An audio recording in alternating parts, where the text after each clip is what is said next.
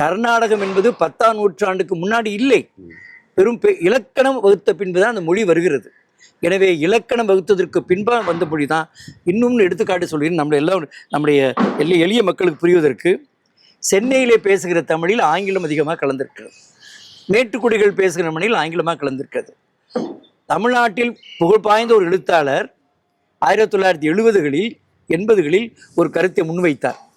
அவர் முன்வைத்த கருத்து என்னவென்றால், தமிழும் ஆங்கிலமும் கலந்து பேசுகிற ஒரு மொழிக்கு புதியதாக இலக்கணம் வகுக்க வேண்டும் என்று சொன்னார். அப்படி ஒரு இலக்கணம் வகுத்திருந்தால் அந்த மொழி தமிழிலிருந்து வேறொரு மொழியாக இருக்கும், அதற்கு வேறு பெயர் வைத்திருப்பார்.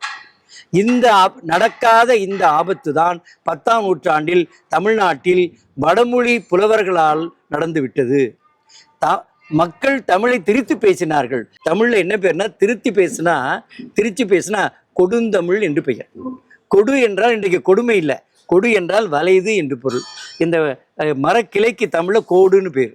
ஏன்னா அது வளைஞ்சிருப்பதனால அது கோடு. கொடு என்றால் வளைந்த மொழி. சுந்தரமிழையே கொடுந்தமிழ் மலையாள குடியிருப்புடையேன்னு சொல்றார். தமிழ் கொஞ்சம் சிதைஞ்சு போச்சு. மக்களுடைய காரணம், மக்கள் வாழ்கிற இடம், அவர்கள் உணவு பழக்கம், பண்பாடு வகையாக மொழி சொற்கள் மாறும்.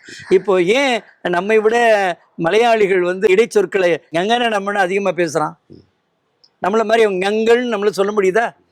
அவர்களுக்கு காரணம், அவர்கள் மலைநாட்டு மக்கள், ஆடு முழுவதும் மழை. அவர்களுக்கு தண்ணினாவே வெள்ளங்க, வெள்ளத்திலே வாழ்றவன். அதனால எப்பொழுதுமே அவர்களுக்கு அந்த மூக்கூடி வரும்.